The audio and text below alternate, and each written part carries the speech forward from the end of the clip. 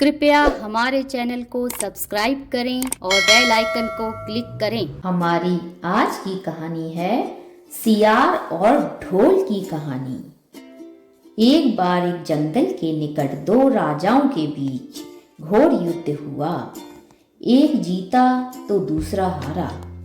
सेनाएं अपने नगरों को लौट गईं। बस सेना का एक ढोल पीछे रह गया।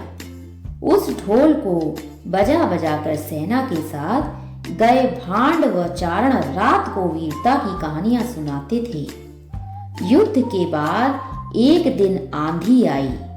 आंधी के जोर में वह ढोल लुढ़कता लुढ़कता एक सूखे पेड़ के पास जाकर टिक गया। उस पेड़ की सूखी टहनियां ढोल से इस तरह सट गईं कि तेज हवा चलते ही ढोल पर टकरा जाती थी और धमाधम की गूंजमान आवाज होती थी। एक सियार उस क्षेत्र में घूमता था। उसने ढोल की आवाज सुनी। वह बड़ा भयभीत हुआ। ऐसी अजीब आवाज बोलते पहले उसने किसी जानवर को नहीं सुना था। वह सोचने लगा कि यह कैसा जानवर है जो ऐसी जोरदार बोली बोलता है, धमाधम धम। सियार छिपकर ढोल को देखता रहता, यह जानने के लिए कि यह जीव उड़ने वाला है या चार टांगों पर दौड़ने वाला। एक दिन सियार झाड़ी के पीछे छुपकर ढोल पर नजर रख रहा था। तभी पेड़ से नीचे उतरती हुई एक गिलहरी कूदकर ढोल पर उतरी। हल्की सी ढम की आवाज भी हुई। गिलहरी ढोल पर बैठी दाना कुतरती रही। सियार बड़बड़ाया, ओह, तो यह कोई हिंसक जीव नहीं, मुझे भी डरना नहीं चाहिए। सियार फूंक फूंक कर कदम रखता ढोल के निकट गया। उसे सूंघा। ढोल का उसे ना कहीं सिर नजर आया और ना ही पैर। तभी हवा के झोंके से टहनियां ढोल से टकराई। धम की आवाज हुई और सियार उछलकर पीछे जा गिरा। अब समझ आया।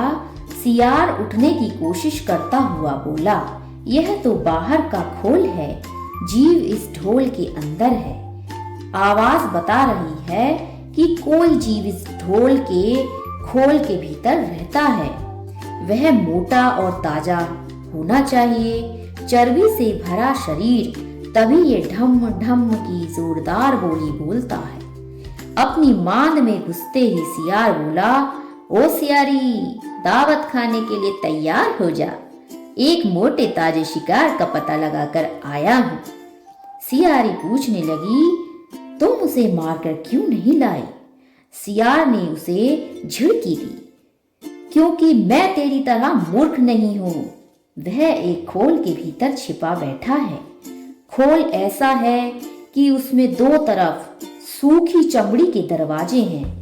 मैं एक तरफ से हाथ डाल उसे पकड़ने की कोशिश करता तो वह दूसरे दरवाजे से न भाग जाता। चांद निकलने पर दोनों ढोल की ओर गए। जब वह निकट पहुंच ही रहे थे कि फिर हवा से टहनियां ढोल पर टकराईं और ढम ढम की आवाज निकली। सियार सियारी के कान में बोला, सुनी उसकी आवाज? जरा सोच, जिसकी आवाज ऐसी गहरी है वह खुद कितना मोटा ताजा होगा। दोनों ढोल को सीधा कर उसके ऊपर बैठने लगे और दांतों से ढोल के दोनों चमड़ी वाले भाग के किनारे फाड़ने लगे। जैसे ही चमड़ियां कटने लगीं, सियार बोला, होशियार रहना, एक साथ हाथ अंदर डालकर शिकार का दबोच लेंगे। दोनों ने हूं की आवाज के साथ ढोल के भीतर डाले और अंदर टटोलने लगे।